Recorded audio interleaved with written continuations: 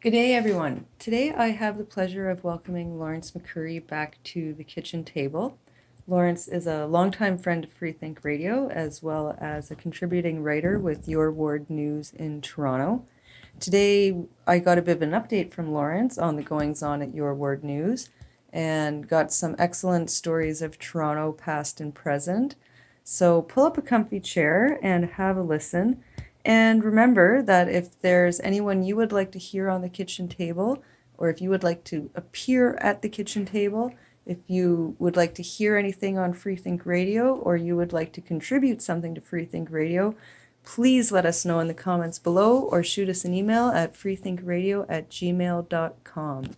Thanks again. Oh, I'm very happy to have Lawrence McCurry back at the kitchen table with me. And we're going to talk today a little bit about goings on in Toronto, get a little bit of an update on Your Ward News. There is a summer issue that came out recently, and I just have some questions and topics I'd like to talk to Lawrence about in general. So we'll get it started. Hey! Thank you for being here, Lawrence. Always a pleasure. Hope your listeners don't get tired of hearing from me. No, not at all. I think you're like grandfathered in at Freethink Radio. You're kind of stuck with us, whether you like it or not, too. I was one of the original founders of this station, right? Yep. Back when I was doing the old nightly call-in show. Yeah, those were good times. But actually, and if anyone wants to check out... Dr. Ellis and I actually did an episode where we talked about the history of Freethink Radio, if anyone is ever interested in hearing the long tale. But Lawrence does feature in that episode a little bit as well. Yeah, well, those were kind of bizarre days, weren't they? They were. It was... Quite a cast of characters we had going back then. Yeah, oh, fuck yeah. It was a kind of an experimental phase, I guess you could say, before we really realized what we were getting into. For me, anyway. But... Well, some of those people I'm still in touch with on Facebook, so... Yeah, well, that was one of the things Adam and I were saying. Like, we met a lot of very cool people, very interesting, and some awesome people through that. We made some good friends, like yourself included. But we also discovered just how much crazy is on the internet. You said that again. Yeah. And I'm not going to get into it, but you know who I thought were the nut jobs there. Oh yeah. We all know. But... yeah, so I guess to start off, last time when Lawrence was here, he was telling us, pretty much we talked exclusively about the history and the ongoing issues with Your Ward News and all the drama and protests it was facing and the ways that it had kind of persevered through all of that. So, like I was saying, a summer issue recently came out, and so... I guess the presses are still running. Well, yeah, there you go. We just came out with our summer issue, and for the first time we delivered in Kitchener. And it's funny, my editor's been sending me the hate mail that he's been getting from our new readers in Kitchener, Ontario. And it amazes me. A lot of these people that go on social media and, talk about, and they always use the same catchwords, this Nazi hate speech. And, this paper is nowhere near a Nazi hate speech rag. And, I've generally found that most, it's like, it's like Trump, disorder syndrome. Oh, yeah, Trump derangement syndrome. Trump derangement syndrome. Most of these people that complain about the newspaper, if I go in there and say, well, what story did you read that you didn't like, or what was it about the newspaper that you found hateful, they can't answer that question. And, I've had them come back with, oh, that guy probably subscribes to the paper. Well, you know, it's funny because if they actually read the paper, they'd see that my picture appears in there at least twice in every issue above the stories that I write. And it's the same picture that I use on Facebook, right? Yep. So, you know, if they'd actually read the paper, they'd have known who I was. You know, even if they paid the smallest attention to it, they'd say, hey, this guy's picture is in that paper twice, every issue. And, you know, and that's how I know most of these people don't actually read that paper. I think some of them, you know, they get it and they look at the picture, they get triggered when they realize who it is, and they start spewing out and you know, the interesting thing is, too, and this happened when we first delivered in Hamilton as well. You know, the local media, the local corporate media. Yeah. You know, like the local newspaper or, you know, the local global or city news station. Yeah. You know, comes out with identical stories.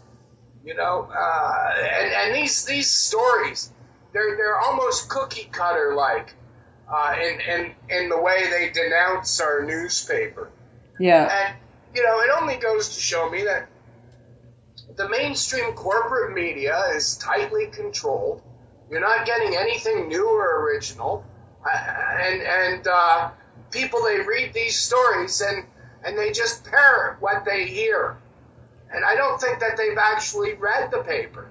And, you know, the flip side of that is for every 10 of these hate messages, you know, I'll get a message from somebody who actually read the paper and liked it, you know, and they'll call and leave a message of support saying, oh, I really liked this story about that, or I really like, you know, that story. Yeah.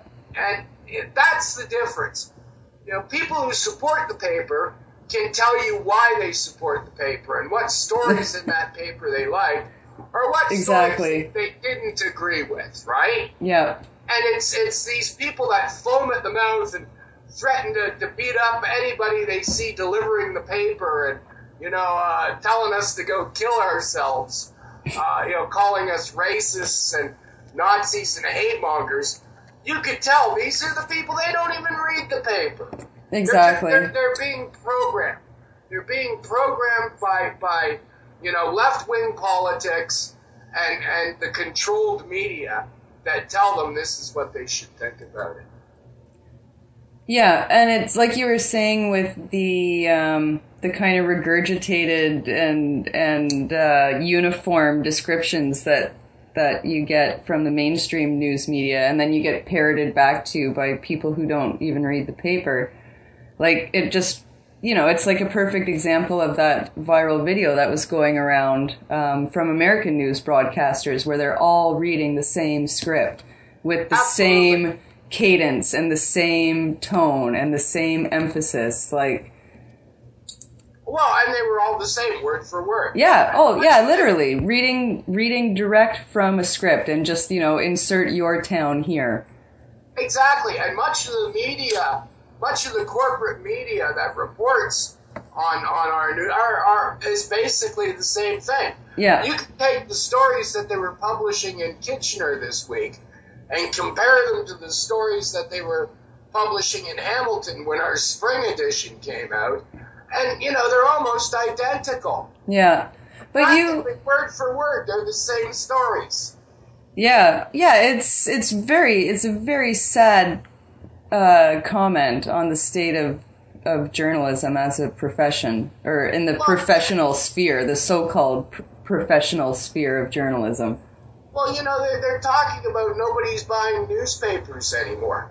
And, you know, I think this is the reason why people aren't buying newspapers anymore, you know, or print magazines. Yeah. Because our media is so tightly controlled in this country. And I honestly do believe that people are getting sick of being told what to think.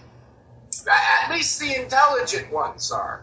Yeah, and I think even the people that aren't as engaged, you know, the people that are even not that interested necessarily, even their opinion and esteem for the media has dropped significantly. Like, well, I watched a little YouTube film today John Cleese, the comedian, Right. from Yeah. Monty Towers and Monty Python. Monty Python, is planning on leaving Britain and moving to the Caribbean because he just can't take the the press anymore. He can't take the bad press. He's come out and said a couple of things about how he believes that the press is controlled. Yeah. And the backlash from the lefties has just gotten to the point where this guy's saying, "That's it, I'm leaving Britain." Yeah. Well, Speaking about Britain, here's another little point I wanted to hit on. Speaking about Britain, today Donald Trump made his first official visit to London, and 10,000 people showed up in the streets to protest. Now, why in the world would 10,000 people living in London, England, want to come out and protest an American president if the media hasn't worked them up into a frenzy? exactly. About the whole thing? I mean, this is a foreign president coming for a visit to, talk about matters of state, and you got 10,000 people in the street making a spectacle of themselves over it. Why? Well, I'll tell you why. It's because the media's worked everybody up into this frenzy. This Trump derangement syndrome is a very real thing. And, if you, I'm not saying you have to like the President of the United States, but if you dislike the President of the United States, it would be nice if it was for your own reasons, not because some bug was put up your ass by the controlled corporate media. Yeah, I know. It's there's so many things I'm like, I can't decide which to go with first. So I saw a little clip today of just like street interviews with protesters in London protesting Trump. And like you said, none of them even really have their own reasons for being there. They don't really know what they're protesting about. They can't give you one specific policy Trump has that affects them as UK citizens that they're fighting against. So it's like you said, it's just total kind of whipped up, not just propaganda, but like hysterics, Well, like our newspaper, this is where us and Trump have something in common. And most of the people you ask, what is it about Donald Trump's policies that you hate so much? They can't tell you. Yeah. Of course, my phone starts ringing.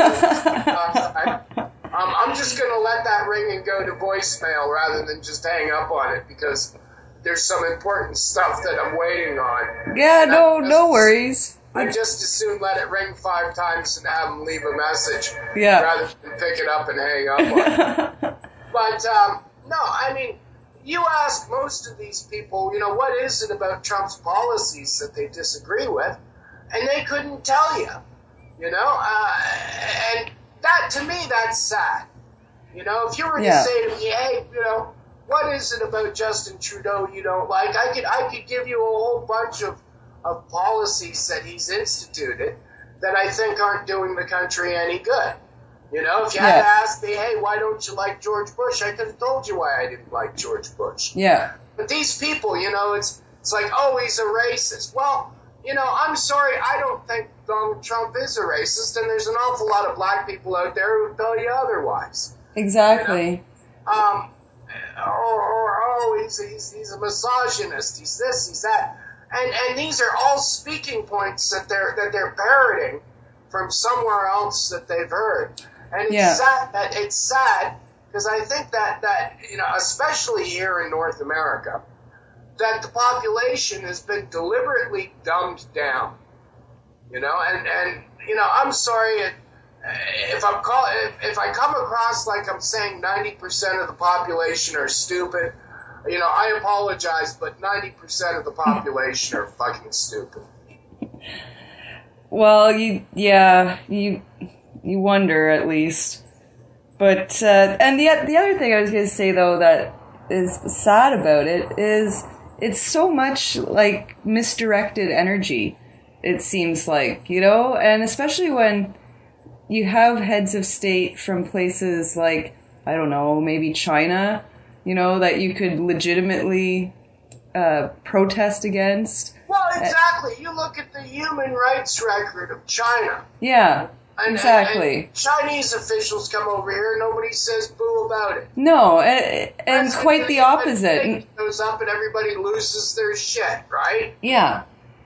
So it's sad in a lot of ways, but yeah, I was gonna. Yeah, well, I mean, they're not killing political prisoners in the United States. They are in China. Exactly. Yeah, exactly. They're not censoring people to the level of their social media and their work the way they are in China. I mean, at least nor are they knocking criminals down into spare parts and selling them to rich people the way they are.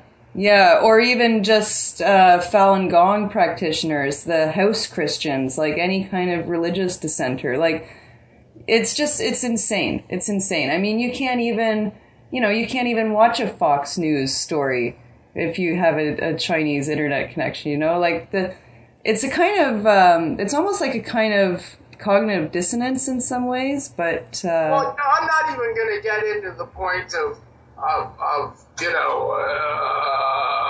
recommending Fox over CNN. No. Frankly, I think all these large corporate media outlets, they're losing, and news. I like to keep the stuff I talk about Canadian because that's what I am. Right. And the newspapers are losing money. Here's a funny thing. Trudeau's out there talking about subsidizing print periodicals. Subsidizing large newspapers like the Red Star Toronto Star, because people just aren't buying that crap anymore. And at the same time, we got a little publication that we print up with our own money, give it away for free, and he's trying to close us down. Yeah. And talking at the other side of his mouth how he's got a, subsidized print publication with taxpayers' money. That's crap, okay? If the Toronto Star or Maclean's magazine, can't cover their rent because nobody wants to buy their rag, I shouldn't have to support it with my tax money. No. Especially when they're trying to close down the rag I write for. Yeah, exactly. Well, and speaking of your rag and other Toronto publications, there was a very suspiciously similar story run recently. Was it in the Star or the Sun? I don't know which story you're talking about. So you did a great article in Your Ward News Summer Edition. My circus clown story. Yes, about... Yeah. Well, here's an interesting little side note as well. Okay.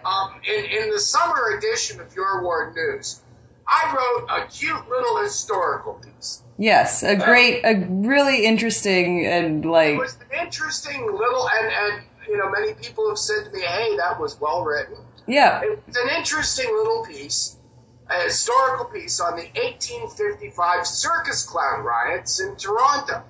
And it's a little incident that happened. Not many people knew about it. And you could go to Your Ward News and read about it. But anyway, about 3 weeks after we published, Torstar, which is owned by the Toronto Star, but they also put out a whole number of these little community newspapers as well. Okay. Under the Torstar umbrella, right? Okay. Ripped off by Circus Clown story. They did a much shorter, compact version of the story, but they used the same hook that I used. When I say hook, that's a newspaper term for like the hook of the story. Yeah. And the hook of the story was that these circus clown riots in 1855 led to the first reforms to the Toronto Police Department and the Fire Department, right? Yeah. So, I mean, they even stole the hook to the story, saying that, this led to the police department that we have today, which was the hook that I used in the story. I compared it to the Manassian case, the guy who drove his car down Yonge Street running over all those people. Yeah. And they finally stopped the car. The guy tried to commit suicide by cop by reaching into his pocket for a cell phone, pretending it was a gun, pointing it at the officer. And if the officer who took him into custody hadn't been so well trained, he would have shot him dead, right? Yeah. So, I mean, that was the hook that I used, that we've got such a well-trained police department today because of these. And so they even stole the hook to the story, right? Right. So, there you go. You know, these people claim that we're some rag and that nobody's reading us. Yet at the same time, 3 weeks after I publish it, they steal my story. Exactly. I was just going to say, they didn't even wait very long. Like, it was less than a month from when your Ward News was published. Yeah, it was like 3 weeks. Yeah. It was like 2 or 3 weeks, yeah. Yeah, it's... And of course, they'll never admit they ripped off the story. Because it was a historical story, right? Yeah. It happened 100 years ago. So, I mean, they could easily say, oh, well, we knew about this. We just, decided to write about it. Bull. Yeah, bullshit. Whoever wrote that saw my piece and decided to copy the story. Yeah, and thought, hey, that's a good story. I don't have anything of my own to say right at the moment, so why don't I just steal this person's idea? Yeah. But of course, my story was much longer, had more detail to it, and was the better story. Yeah, and actually, I went about, I can't remember, I think I went around 1,200, 1,300 words on that. Yeah, well, your story actually gave all of the historical context and went... And the one that got stolen was like 500-600 words. Yeah, exactly. So... yeah, your Ward News is making more of an impact than anyone would let you we do some cutting-edge stuff in that paper, and I don't mind not being recognized for the stories that I write, but when they just turn around and blatantly steal them like that, and then claim nobody's reading your quote-unquote Nazi rag, it bothers me. Oh, absolutely. And, that's another thing. Everybody's always referring to this paper as two things, hate speech and Nazi rag. And this paper is nowhere anything to do with Nazis or hate speech. Well, we're anti-Marxist, we might have a right-wing bias, but we're certainly not Nazis. I mean... no, of course not. The editor might have a particular... He's always said that the people he looks up to the most are Adolf Hitler and Jesus Christ. But, that's the editor's personal opinion. It's got nothing to do with the newspaper. No, and, of course you're not Nazis. It's ridiculous. You could almost say there's no such thing as Nazis anymore, and it's, the overuse of that word is like, it's part of this Trump derangement syndrome, and I mean, it's lost all its meaning. I mean, if you can, like, with the Lindsay Shepherd incident, I think was one of the best illustrations of it, when the professor dragged her in for this, struggle session, practically. And then referred to Dr. Jordan Peterson as a Nazi. As saying playing a Jordan Peterson video was like playing something by Hitler or Milo Yiannopoulos. Like, just as if any of those three people had, any kind of real semblance to one another. It just shows how far from reality that term has sailed. Like, it's like the word racist, right?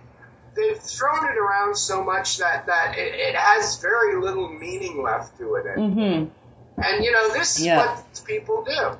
They throw around words like racist and Nazi and fascist so often that they really start to lose their meaning. And people aren't as afraid of them as they used to be. Yeah, right? exactly. It desensitizes people to them. I mean, it's sad. It's sad that the left is stooping to these low levels, and that so many people are roped in by it. Yeah. It's like people walk around, oh, I'm a communist. Well, if you ask me, a communist is even more dirty than a Nazi. The communists are responsible for millions and millions more deaths than they ever attributed to the Nazis. Yeah. Yet somehow it's okay to say, oh, I support communism. Yeah. People walking around in these Che Guevara T-shirts. Che Guevara was a dirty, bloody murderer. He wanted to shoot people in the head for no good reason at all. There was nothing good. No, he was an absolutely cold-blooded murderer. And I think probably a racist and a homophobe to boot.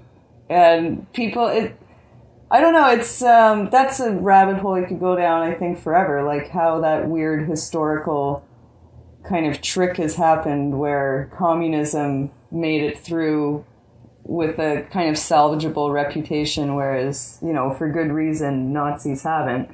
Yeah, there was nothing good or redeeming about Che Guevara. No. But, or Mao Zedong, or Karl Marx, or Stalin, or the rest of these cold-blooded communist murderers. Yeah, it's the devastation and I mean, maybe it's because it happens so much on the other side of the world from the West, Well, yeah, but it's all right to run around calling everybody a filthy Nazi. Yeah. But, the truth of the matter is that these communists were dirty, dirty, dirty murderers. And people don't seem to put the same sort of negative connotations to being a communist as they do a Nazi. No. Well, now, as far as I'm concerned, communists are worse than Nazis. They certainly racked up a much higher body count, that's for damn sure. Yeah, well, it's almost... A lot more innocent deaths under the communists than there were under the Nazis. Yeah, absolutely. But going, I guess, yeah, we'll step away from that, because that could be a whole... Up now. Yeah, I mean, we could both rant about that for hours, probably. Yeah, that's why I write for an anti-Marxist. But, right, so getting back to just a bit of, your work news and the work you've done as an independent journalist and writer, I thought that would be maybe an interesting thing I could talk to you about. So when did you first start blogging or, writing online as an independent commentator? Well, it's funny. I didn't start writing until late in life. Most of my life I've been self-employed. Actually, if you want to go all the way back to when I was a young man, I'm actually a jeweler by trade. I started off my career as a street vendor on Yonge Street, selling silver jewelry and roach clips and hash pipes. Nice. Back in the late 70s, early 80s. I went to college. I took jewelry finishing courses. Mm-hmm. I did that for a few years, and I moved on to other businesses. I had a poster framing business. My ex-wife for 20 years, who I'm still very good friends with. She just lives up the street and takes me shopping all the time. But we had this poster framing business. We worked together and lived together for well over 20 years. We had a child together. And, when my marriage broke up and I stopped working at this poster business, my health deteriorated. That was one of the reasons why my relationship broke up. I was spending a whole lot of time in the hospital there at one point. No. Yeah. Until I finally got my health problems under control. Yeah. But I am somewhat disabled. I've got this breathing condition. And, so I couldn't go out and do the kind of things that I used to do. Right. So I started writing. At first, I started with a blog and making little films. I went out and I covered the G20 and I wrote about that. I started making films and writing about the Comer versus Bank of Canada case. Right. And then got some recognition there. And, people started talking to me and interviewing me and asking my opinion on things. And next thing you know, I'm writing for Your Award News. Right. So the G20 in Toronto, when that would have been early, mid-2000s or? late 90s. Okay. 90s, yeah, like that. If you ask me the exact date, I could die 2001, 2002, something, I don't know. Right. So that's quite a while now, though, that you've been, like, involved in, like, Toronto independent kind of... Well, I certainly, you know, when I sort of went into semi-retirement there, I got more politically involved and started getting involved with some of the stuff that was going on in Toronto. Right, but I mean, as someone who's working... I mean, I was always very outspoken about, yeah, you know, the media and government and that sort of thing. Right, I can imagine. People started to take notice of it when I started writing my blog and making little films and doing my little nightly talk show on Right, but I mean, as someone who was like a street vendor downtown and running your own business in the downtown, like you already must have been fairly clued into, you know, like the kind of Toronto politics, Toronto business scene, like... Well, you know, I first started working on Yonge Street when I was 16. That's when the first half of the Eaton Centre first opened. For a while there, I was working for Cadillac Fairview on a crew that put up stage and put on these little shows. Oh, cool. That were hosted by Mark Breslin, who later went on to become the owner, quite successful owner of Yuck Yucks. Oh, really? Okay. But before Yuck Yucks first opened, and I was there the opening week of Yuck Yucks too. Mark Breslin was a good friend of mine and a great guy. And but before Yuck Yucks, he had this deal with Cadillac Fairview where he put on these little shows in Trinity Square there outside the Eaton store.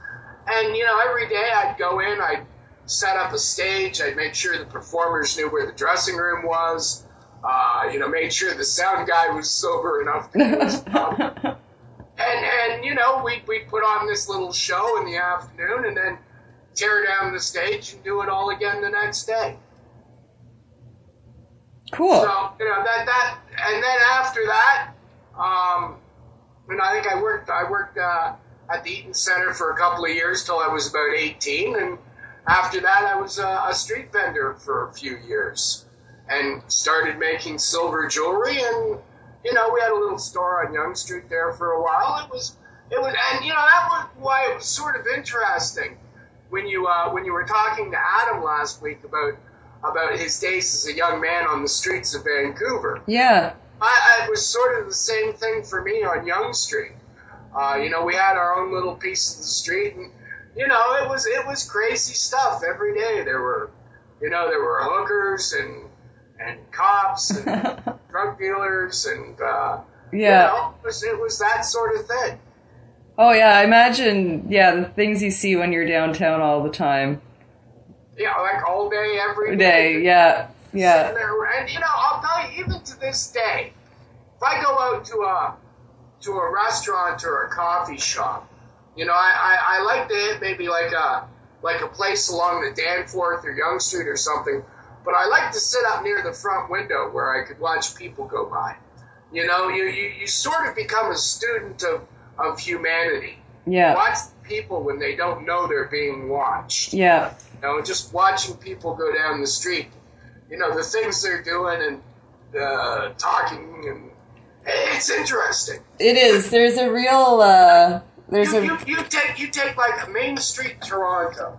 Like, for example, in Toronto, Yonge and Dundas is like the main corner. They got a little square there with a fountain in it. But you could go sit down there and just, you know, talk to people. Talk to people going by. You talk to different people, and you know, you quickly become a student of humanity, and you learn about what's on people's minds and what they're thinking about. Yeah. That's me. I like to watch people. I like to talk to people. Yeah, that's one thing. Working in restaurants and waitressing, bartending, that I've always found fascinating too, is just the people you meet and just getting to, you know, getting that kind of study in reading people and then, hearing all the different stories. And it is. People are fascinating. It's a fascinating way to live your life. Yeah. So as a young man, I spent a few years sitting on a milk crate on Yonge Street, flogging my wares. I ended up dating a rose lady. Oh, nice. Aw. One of these girls that used to go, you don't see too many of them around anymore. No. Back in the day, you got these girls that would go out and buy a basket of long stem roses, and they'd go around to the various venues around town, and look for the couples. And if you didn't buy your girl a rose, you were a cheap schmuck. Right? Yeah, then yeah. You just put couples on the spot. You'd sell these long stem roses for $1 or $2, and make a bit of a profit, right? Yeah. So I ended up for about 4 years. I ended up dating this rose girl, and it was the street vendor and the rose girl, and it was a nice little story. Yeah. We weren't compatible in the long run. She didn't want to have kids. I did. Right. But to this day, we're still very good friends. Really? Yeah. She knows my daughter. She's been around. My daughter knows her well. My ex-wife knew her well. And we're still very good friends. I talk to her all the time. That's very cool.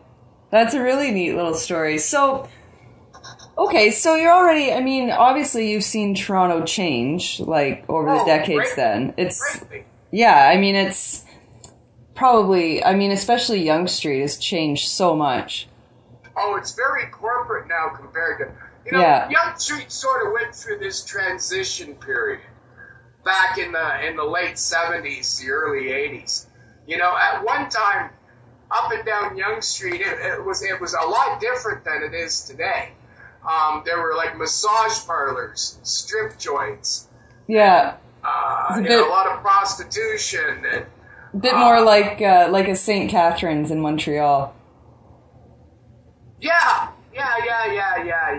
Yeah. But at the same time, it sort of had that something-y feeling about it as well, right? Where all the hippies used to hang out. And each little section of the street, it's like Adam was talking about Vancouver, each little section of the street had its own little policing going on. Yeah. That certain things were allowed and certain things weren't allowed. We didn't allow, we didn't allow any child prostitution going on down there. We didn't allow, any serious, like these black gang drug dealers from the States that would come up from time to time. Right. There were certain things that we policed the street over. Yeah. I was good friends with the guy that owned the Strip, and he was a pretty fair fellow. Nobody was forcing the girls to work for him. And the girls that were stripping there were making money, and there was I don't know, call it honor amongst thieves. I don't know what you want to call it. Well, I think there's a lot to be said for just kind of leaving communities to their own to a certain extent, kind of like-minded and collegial people will take care of each other, and I think, I guess it's inevitable in big cities like Toronto or Vancouver. Who belonged there and who didn't. Yeah. Yeah. It's like I said, I was a street vendor. I sold my jewelry and my roach clips and my hash pipes, and every day there was a group of regulars. You knew who these guys were, and where they worked, and what their shtick was, and for the most part, it was we kept it fairly clean, right? Right. So, I guess when you moved into doing more of the journalism stuff, starting with G20, so you've kind of seen two generations pretty much, or two waves of major protests in Toronto, starting with the G20, and now the kind of popular protest, I guess, is more is social justice warrior oriented, right? it's funny because I sort of watched that grow, right? And you know, you mentioned the G20. That's where we started seeing the first of these people. You know, these left-wing activists out of the universities, right? Right. And, you know, we started seeing that during the G20. We started seeing these people, but at the time, I didn't quite know what to make of them, right? And then, you know, a couple of years later, the Occupy movement came along. Right. Now, Right. when the Occupy movement started, that's when these lefty social justice warriors started to really rear their ugly heads, and we started to see them for what they were. You know, I remember going to like a pre-meeting before the Occupy movement. It was at this little park downtown, this called Burnsy Park. Okay. And I got there and I recognized my friend Dan Dix, who now lives out in Vancouver, but at the time he was operating out of Toronto. Dan runs a little media outlet called Press for Truth. And if none of you are familiar with it, check it out. He does some excellent work.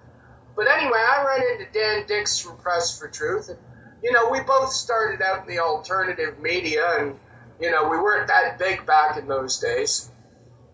And, you know, we sort of stood in the back of this park and watched this group from the university come in and just take over this whole meeting.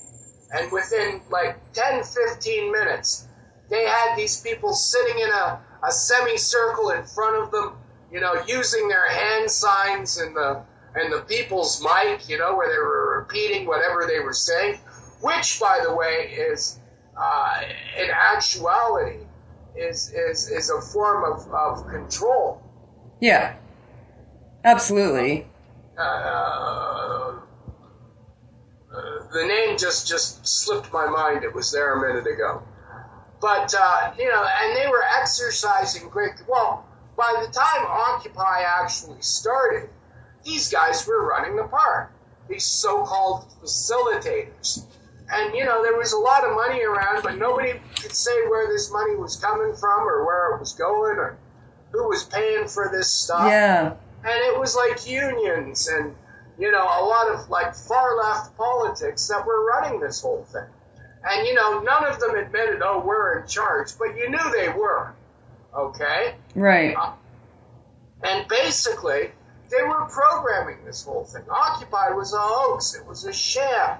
It was a left-wing sham, and that's where they started recruiting in the first place. And one of the reasons why we've got all this Antifa garbage and this social justice is because they started heavily recruiting during the Occupy movement. Right. And, I mean, you correct me if I go wrong here, but the G20 protest was kind of co-opted by, like, Black Bloc protesters. And the Black Bloc were the precursor to Antifa. Right. That's what, see, I wasn't sure if I had the lineage kind of correct there, but that's the impression I had, yeah. There was a direct connection between these guys that were in the Black Bloc and these guys that are in Antifa. Direct connection. Right, and, because... And there was skullduggery going on there. I wrote about it in the articles at the time, how you know, there was some hinky shit going on.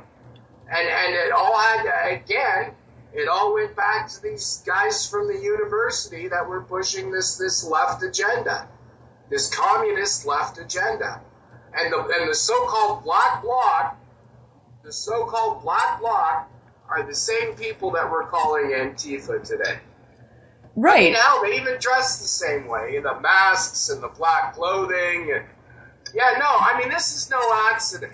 No, and it's the same. It's the same tactics too, but I guess on more ramped up or kind of more regular scale now. But same tactics that you saw with the Black Bloc. The day of the G20, I was in that march when the Black Bloc broke away at Spadina University there, and, right. And they turned around. They started running in the opposite direction, and the police had a line at the back of the march. They just move back and let these guys go. But instead of heading down to the fence, these guys ran up Yonge Street breaking windows, right? And up until that point, there were cops everywhere. You couldn't spit on Yonge Street without hitting a cop. Yeah. 15 minutes before these guys did their rampage up Yonge Street, all the cops cleared out. They all got into these little black SUVs they were tooling around in and totally disappeared 5 minutes before the black bloc came running up Yonge Street breaking windows. And that was no accident. I don't care what anybody says. Okay, right. That was done deliberately. Yeah. They deliberately got out of the way, knowing that mayhem was going to happen and allowed it to happen. Yeah. When I walked up Yonge Street, when I eventually got around to walking up Yonge Street afterwards, it looked like a war zone. I've never seen anything like that on Yonge Street. Windows broken all the way from Queen Street all the way up to College. Windows broken all over the place. And you know, the article I wrote about that day in the G20, it's on my blog site if anybody can find it. You know, go have a read. Because that was a manufactured event. I don't care what anybody says. Right. Well, it's like they say there's no such thing as coincidence, right? Absolutely. Yeah. No such thing as coincidence. You just weren't paying attention to the other half of what was going on. Yeah. Well, I mean, so that's, yeah, you know, I mean, I guess you think about whether, I mean, I guess, because obviously there's been a kind of generational change. With those burning police cars, right? Yeah. I was at Queen and Spadina, and they pulled up. Cops pulled up in this old shitbox police car. Okay. Right. No, really. I mean, you see a lot of police cars around Toronto. Yeah. And this one was in pretty rough shape to start with. Okay. I mean, it looked like it was one of the junkers out of their fleet. Right. So they pull up. The guy gets out of the police car, and the whole line of cops move back, leaving this car where it is. And it sat there for like a good, hour and a half, 2 hours before somebody actually set it on fire, right? Right. And, there were other cars that burned down on King Street. I could only talk about the one at Queen and Spadina because I was there. Right. Okay. And somebody actually walked up and spray painted bait car. No way.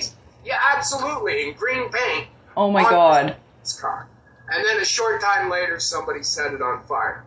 Again, the cops did this on purpose. Yeah. And they did it for the television cameras that were there to take pictures. Well, and it's like the stories we heard. I mean, this police car that they set on fire.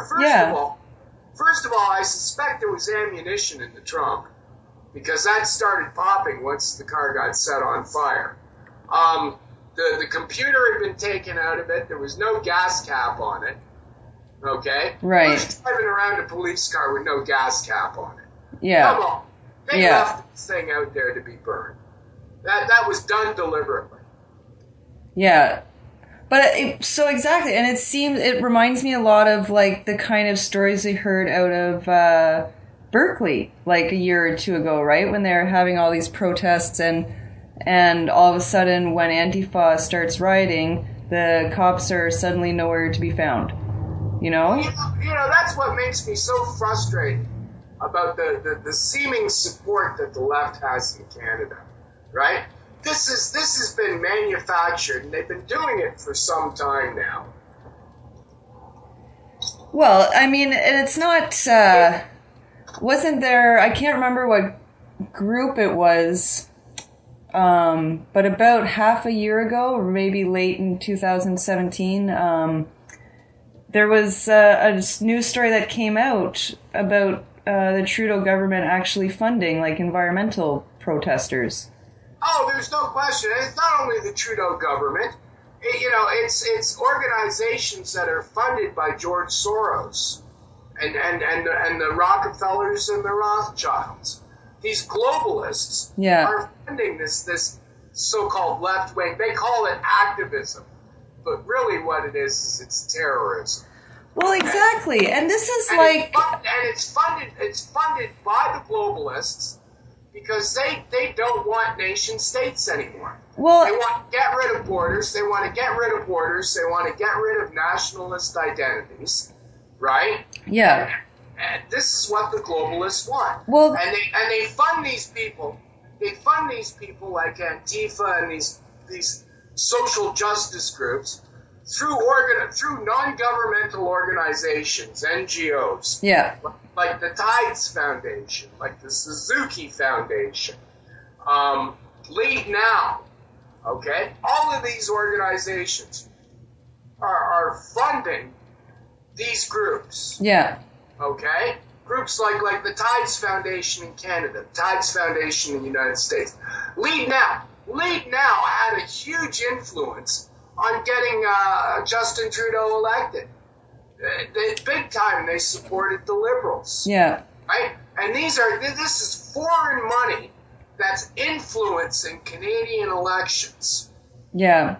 Oh, yeah. And meanwhile, CNN still wants to tell you about fucking Russian bots on Twitter. Yeah, that's it's so ridiculous. But going back to what you were saying, I mean, like, I think you said something really important there. It's not activism. It's terrorism, basically. And that reminds me of... In my opinion, that's exactly what it is. Well, and it reminds me a lot of a story that Benjamin Boyce told me when we were speaking a few weeks ago. He was in Portland and went to see the protests in front of the ICE building downtown. ICE is like the immigration control, I guess. In Portland and Seattle. Yeah, so he went down to see this protest, and basically what he said was that, you know, these people were not being activists working really hard to get policies and laws changed. They were basically squatting the alleyways around the building and preventing not only ICE from doing their job, but from actual, you know, immigrants, green card holders or whatever. I saw a film today where they're blocking access to an ambulance that was trying to get to the building. Well, exactly. So they're blocking, you know, it's basically, it's not activism. You're not really proactively working to reform or to change these institutions. You're just squatting them and preventing them from doing business. Not only that, they make out like these various groups are grassroots organizations, and they're not. Right. Groups like I Don't Know More, Black Lives Matter, okay? These groups are not grassroots organizations. No. These groups are funded by these NGOs. Yeah. And the people that are running them are hardcore terrorists, okay? And whenever you see like I Don't Know More and Black Lives Matter and all these other various, you know, groups of the left, right? These are not grassroots organizations. These are people that are put there to manipulate you, to manipulate the way you see things, the way you see the world, and now you got people out there chanting, no borders, no nation. Right? Right. They don't even know what the hell they're talking about. No. These are talking points that the globalists, who they claim to be against, right? These corporate a-holes, okay? Who are the globalists? These globalists are the same corporate 1% that Occupy claimed to be against. And that's why Occupy was such a controlled movement. You know, this was the 1%, you know, making the sham movement that was supposedly against themselves so that they could control it, right? Yeah. I Don't Know More, Black Lives Matter, all of these groups, they're all being controlled by these rich globalist bankers. And most of these people that are playing up to this, only the ones at the very top actually know what's going on. Most of them are just useful idiots. Exactly. Well, and that's the thing, and there's a lot of useful idiots, and like you said, I mean, Black Lives Matter in Toronto is obviously not a grassroots Toronto organization. Like the very concept of Black Lives Matter really has no place or no context in Toronto, but yet there it is, right? But well, you know, slavery, like the Holocaust, are ways that they play on white guilt to control people. right? And Yeah. you know, I don't want to hear about slavery. Nobody alive in Toronto today was a slave. Okay? No. Let me tell you a quick little story here. Okay. Last Sunday, I went to visit a friend of mine at the old folks' home. Okay. Me and this other guy who used to work together with this guy. You know, we go up every couple of months. We visit him. We have a pizza, right? Nice. So you know, we started talking about energy. This guy started ranting about, oh, now they want to dig up coal again. And all I said was, well, you know, the technologies around coal has changed. There is such a thing as clean coal. And he just flipped. Next thing you know, he's screaming about Trump. Oh, and, no. Oh, you support Trump. You're one of these right-wing ass, blah, blah, blah, blah. When I left there, I got on the subway. Yeah. My watch was broken, so I ended up leaving a little late. And when I got on the subway, there was no seats except down near the end of the car. And I noticed an open seat, and I ran over there and I got on it. And I found out why. There was this native guy on there who, you know, had a few drinks in him. He had a Mickey in his back pocket. Right. And he started screaming about Ray. He was ranting on this one Oriental woman. Most of the people sitting at the back of the train were black, but there was this one Oriental woman there, and he's pointing his phone at her, talking about how racist she is. Oh, no. She's pretending to read the newspaper, but, you know, I could tell that he's scaring this woman. Right? Yeah. And, you know, so finally I lit into this guy. Oh, bullshit. You know, what are you talking about? Oh, white man killed my whole family, white man this, white man that. Started spouting off the most racist stuff against white people. Oh, my God. And I wasn't going to have any of this. I stood up to the guy. Good for And you. at one point, he got up and got right aggressive. And I said, look, pal, sit down, shut up, otherwise the cops are going to come in here and drag you off and throw you in jail. Is that what you want? Yeah. So he sat down, and I started talking this guy down, right? Yeah. Talking this guy down. He'd had a few drinks, and I mean, I don't want to say all cliche, but, you know, and I'm not saying, oh, he was drunk because he was a native, but... No, you know, but he was a drunk native guy. Yeah. Or a native guy who was drunk at the time. Yeah, and I'm not saying all natives are drunks or anything like that. No. This one was. Right. So, I started talking the guy down, and I was saying, look, man, the problems that you got in your life have nothing to do with the people riding this subway. I said, we're all poor. Otherwise we wouldn't be riding the subway. You know, Yeah. we'd have a stretch limo waiting for us. Yeah. These aren't the people you got a problem with, the guys riding the subway. The guys you got a problem with are the bankers and the corporate fuckheads that are in the buildings upstairs. You know, and this guy, you just see that change come over his face. You know, when he realized, yeah, you're right. Yeah. This guy ended up, and we rode all the way near the end of the line. He got off one stop before the end of the line. Yeah. I was going right to the end. Yeah. And he got off, and he shook my hand before he got off. Well, at one point he pulled the Mickey out of his pocket. I don't think he's going to beam me with this. then I realized it was a plastic bottle, right? Oh, good. Relief. Yeah, and you know, he was drunk enough that I could have got out of his way if he had swung at me. As soon as I realized the Mickey was plastic and he wasn't going to beat me in the head with it, you know, I started talking this guy down. Yeah. And he ended up shaking my hand before he got off at Warden because, you know, it could have got ugly. Somebody could have pressed the button. Next thing you know, the cops are dragging this guy off, right? Yeah. And I told him that. I said, look, man, you don't need the coppers getting on here and dragging you because you're being an asshole. Just settle down. Sit down. Shut up. You know. Yeah. Yeah. And that's the way it went. But you see, here's the thing. What gets this guy all revved up about how racist white people are in the first place? White people aren't racist. That's like saying all black people are racist or all native people are racist. Yeah. No. You know, I mean, what this left-wing bullshit does is it gets people all worked up about, racism, and we got to protect transvestites and trans people and gay people. And, no, that's bullshit. My best friend for 30 years was gay, right? Yeah. And he was the last one that you know, would approve of Gay Pride Day. He was embarrassed by what was going on at Gay Pride Day. Yeah, it is. It's just. He's gone now, but those kind of shenanigans as a gay man, those kind of people walking down the street naked, he was embarrassed by the whole thing. Yeah. And I think a lot of gay people are, right? But that's what I mean. These social justice warriors, they come out claiming to talk for all these people.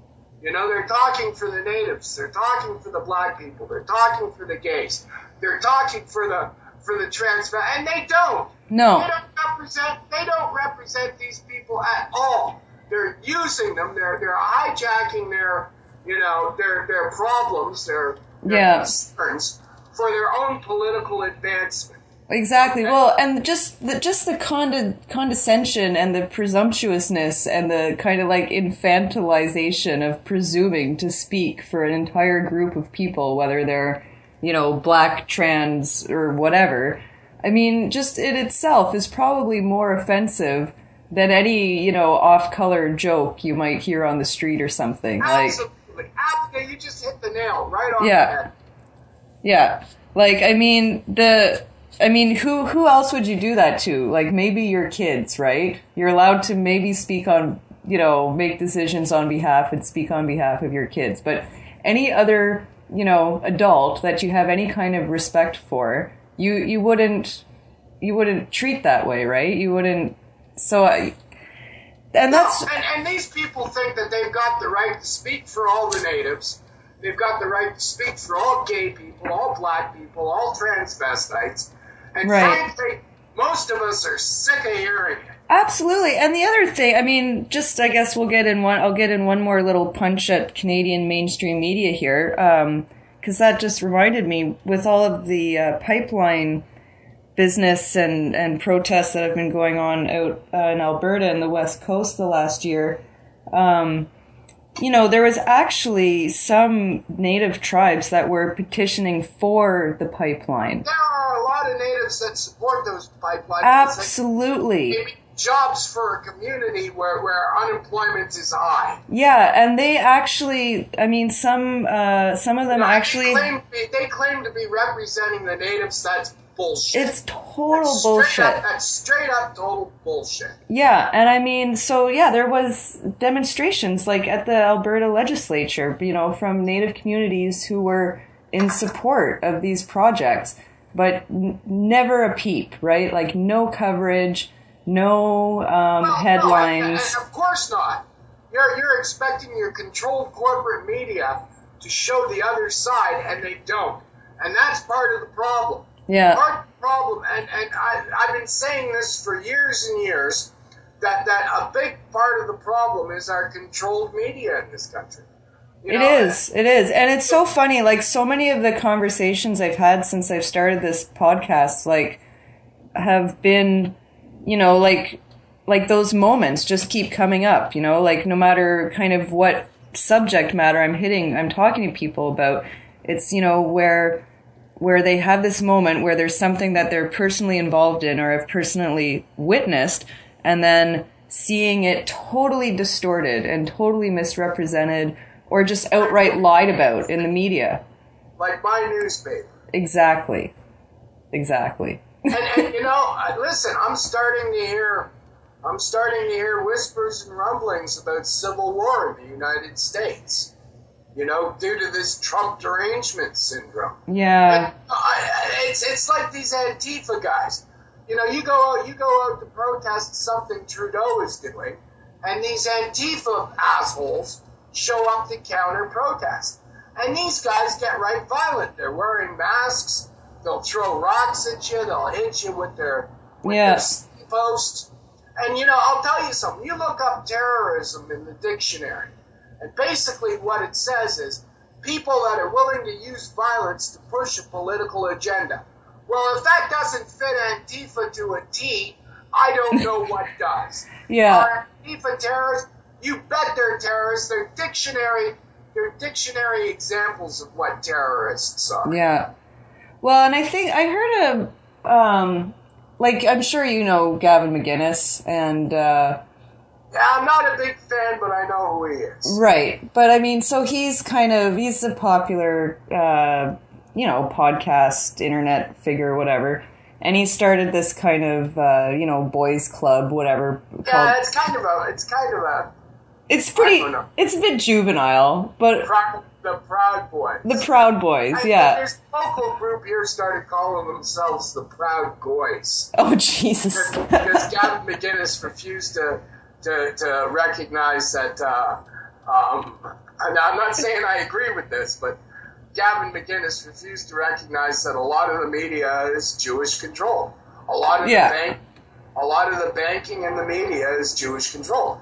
Now, I'm not saying all Jews are, globalists. No. But, a lot of them are. So. But Gavin's a character. But anyway, so one of the things, though, I've kind of gathered watching him, though, and following some of this, because this Proud Boys Club that he started with chapters in, major cities all across the U.S. and Canada and everything, have made a point to start attending these protests where Antifa is going to show up, right, or attending the Trump rallies. And one of the things that was pointed out on Gavin's show is that how it works, or how it kind of unfolds a lot of the time, is the people having the rallies have to get the permits, right? So they're all kind of checked when they get to their place where they're having their rally or whatever. They're not allowed to bring in weapons or bags or stuff like that, right?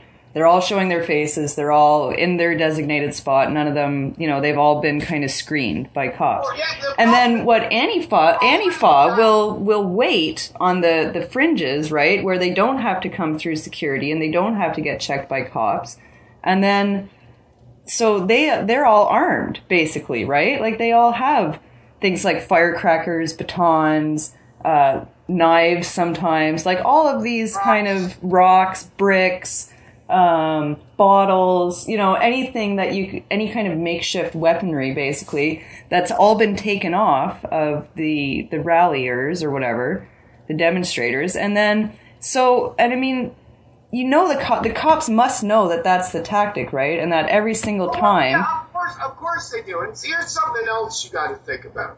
Yeah. Most of the time, these protesters that come out have serious concerns, whether it's the sex education or something Trudeau's done. Yeah. But these people, they're admitting who they are. They're showing their faces. Mm-hmm. And what really pisses off Antifa is a lot of the time they're carrying Canadian flags. Yeah. So these guys are nationalists. They believe in our country. They believe in defending our borders.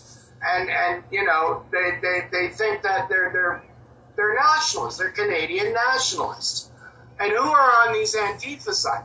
Well, these guys are carrying black flags. Yeah.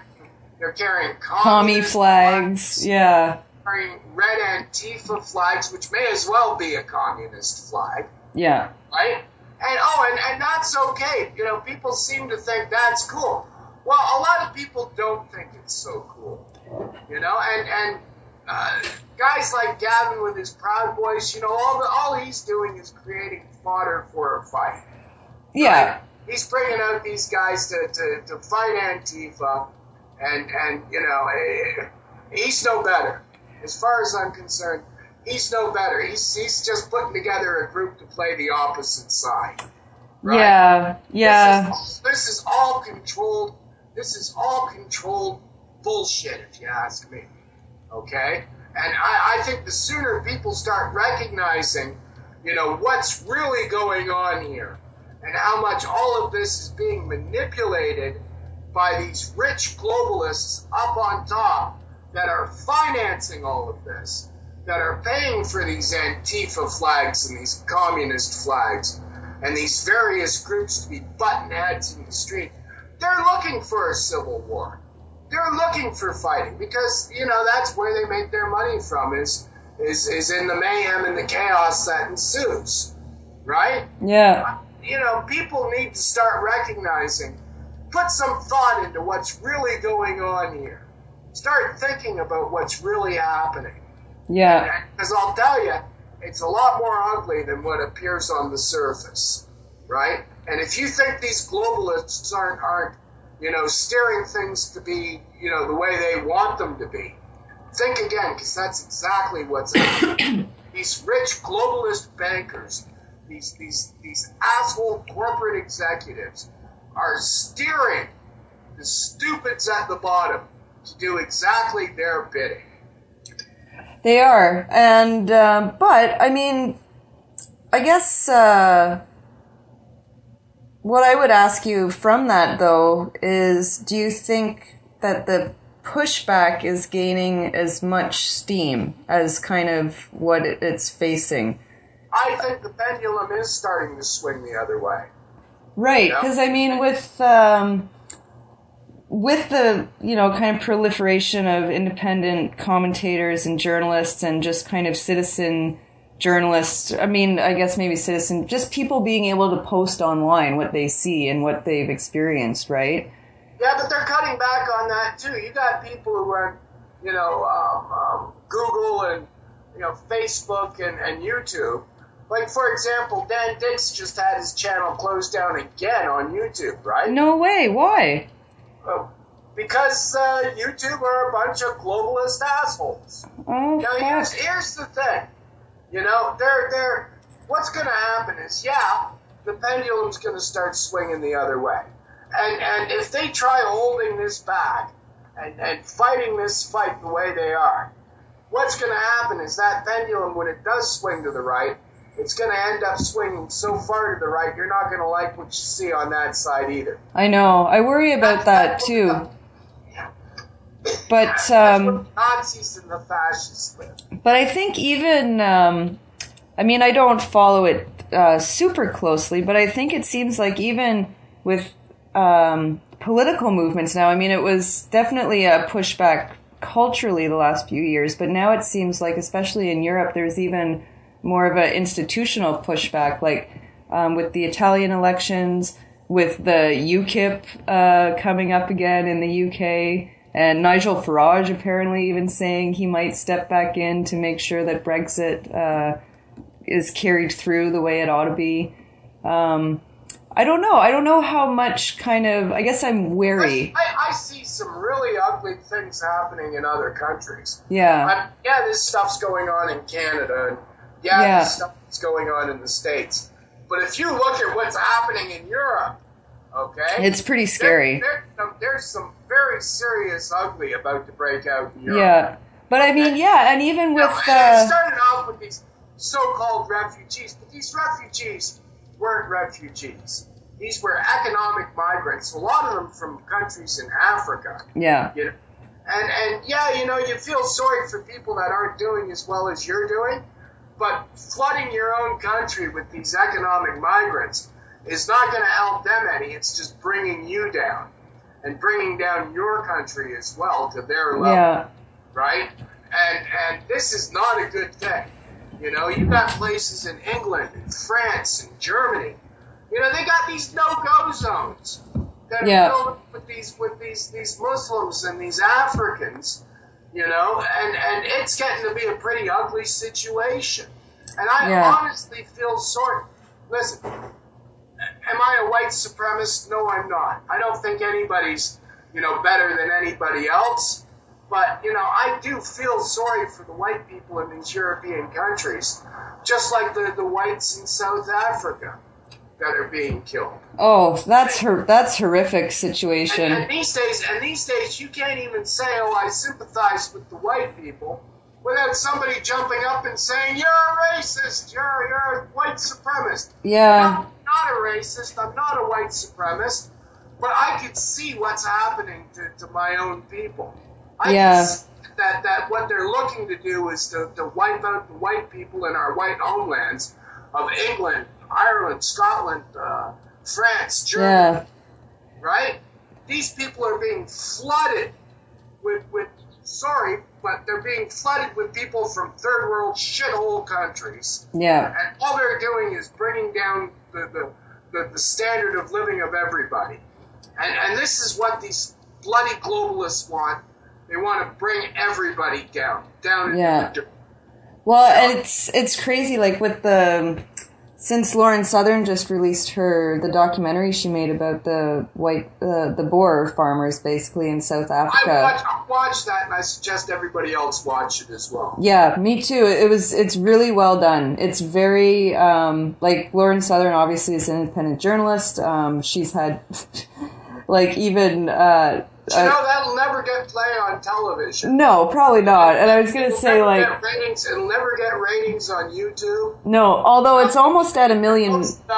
On Facebook, it'll go down the memory hole real quick. It's almost at 1 million views on YouTube, though. I'm sure it's not on any trending pages anywhere, even though it probably should be.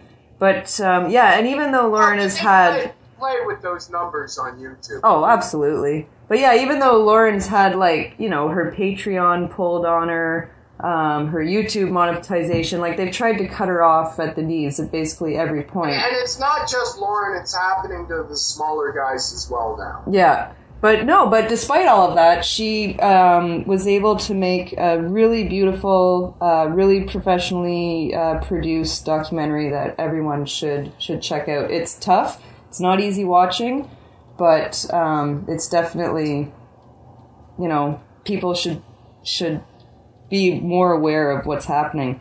I agree.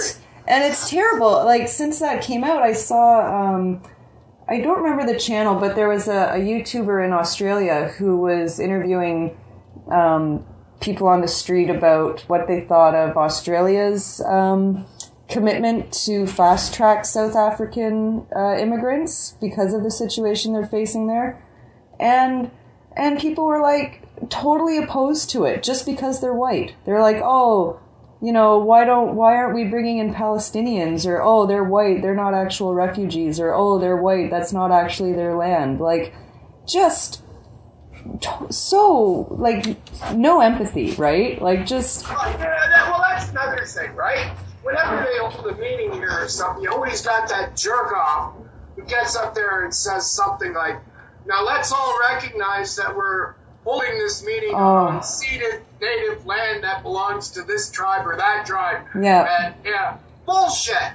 Okay? Yeah. I'm sorry, but, I can't go back to Ireland. I was born here. Yeah. My parents were born here. My grandparents were born here. My great-grandparents were born here. I'm a Canadian living on Canadian land. Yeah. And if you ask me, this we're all on stolen native land bullshit, I'm tired of hearing that too. And that has really become like a part of universities. It's crazy. Like, not just universities. They're pushing that shit at. At universities. Yeah, my daughter recently graduated from Ryerson. Oh, good for her. Well, yeah, she's got 2 more years at York now, which is even worse. Yeah. Even worse for lefty bullshit, right? Yeah. The first thing that the guy said when he got up to the mic was that kind of crap. But you're seeing it at city council meetings and all kinds of, whenever you got a meeting somewhere, city council, whatever, they come up with this crap hole. And frankly, I'm tired of hearing it too. And it's not because I'm racist against natives. No. And I'm more than happy to admit, a lot of the natives, they got the shitty end of the stick when the white man showed up. Yeah. But hey, that's not my fault. No. He wasn't alive back then. No, and I mean... As far as I'm concerned, natives that are living in America and Canada, have the same rights and privileges that I do. And I'm sorry what happened to their ancestors, but hey, I'm Irish. My ancestors were raided by Vikings and Romans, and does that and mean the English and does that mean the English or the Italians owe me a living? No. And that's I'm willing to recognize that native people got the shitty end of the stick, but when I see some guy sitting on the subway yelling at the top of his lungs that all white people are racists, I'm sorry, I'm not going to buy that crap. No, but I think that's an awesome story, and I mean, it just goes to show that, you can just, if all goes as it's supposed to, you can just talk to people and, and end up shaking hands at the end of the day, right? A funny part about that is when I was talking this guy down, and it was mostly black people sitting at the end of the train around us there. Yeah. They're all sitting there quiet, not saying, nobody jumped up and came to the defense of this Oriental woman he was ragging on. Yeah. At one point I turned around and I said, Well, what do you care if people are racists? So what? Let them be racist. No skin off your nose. Somebody wants to be racist, let them be racist. I don't care. Yeah. And you shouldn't either. Exactly. And after this guy got off, the rest of these black guys sitting at the end of that car just all gave me the stink eye. Right? Oh, no. That's the way I feel. But you know what? If somebody wants to be a racist, let them be a racist. At least we know who they are. Yeah. You know, and you don't like it, call bullshit on them the way I do. Yeah, and you're not going to change people's perspectives by thought policing. What I believe is a higher moral ground to take here is you should be free to believe in whatever the fuck you want to. Exactly, yeah. And I mean, this... Listen, if you want to be a racist, you should be free to be a racist and to talk about it. And if people think you're full of shit, they've got the right to tell you that. But don't tell me, oh, you know, we're not going to allow this in my country. Bullshit. Yeah. We're not going to allow it on your streets. No, I mean, you can't... Who are you to tell somebody what they can think and what they can't think? Yeah, and it's... Well, it almost seems like... More power to them, let them believe whatever the hell they want. Exactly. I mean, you can't thought police people, right? It's a bad idea from every angle. And you're not going to really change people's perspective by trying to thought police them in the first place. It's like psychology 101. Or by getting violent with them. Exactly, yeah. I mean, when you are kind of combative like that, obviously the knee-jerk reaction is defensiveness, right? So, I mean, the way that these kind of, you know, quote-unquote progressives are trying to eradicate racism and prejudice, I mean, really, the only effect it has is to push people back more into those... Now we're back to Antifa and their violent ways. Yeah, and I mean, you're just solidifying those kinds property. Of... Listen, you might not like what I got to say. You might disagree, and I'm the first to admit I could be loud and obnoxious. But I'm not going to go and hit you, and I'm not going to go bust your car window, and I'm not going to get violent with you. Well, and I'm not going to try and ruin your life. People like what I got to say. Too goddamn bad, tell me about it. Write a letter to the editor. Yeah, like, I'm not going to try and ruin your life and your family's reputation over it either, you know? Like, that's... Or try and shut down my newspaper because you don't got a right to say what I say. Yeah, there's like a real... this kind of obsession with identity politics seems to have also dragged down a kind of cultural sense of, like, fair play and honor and, like, you know, sportsmanship almost between people. Like, it's like everyone's willing to play dirty pool. As far as I'm concerned, free speech and freedom of the press are not up for negotiation. If you don't like it, you exercise your right to free speech and free press and print something otherwise. Or get up on your soapbox and tell me I'm full of shit. Right? But when you want to come and hit me over the head with a stick because you don't like what I got to say, you're going too goddamn far. Yeah. Totally agreed. Totally. So, I don't know, we're coming up on an hour and a half. Well, let's call it then. Yeah, well, let's wrap it up. Otherwise, I'll just keep talking at you. Yeah, me too. But is there any final note you would like to end on? Anything you'd like to get in? yourwardnews.ca, read my paper. All right. Sounds good. Everyone, check out yourwordnews.ca. And Freethink Radio has been working fairly diligently for the last month or so on its own little newsletter. It is fake news. We're not actually... Freethink Radio is not actually publishing a current events newspaper.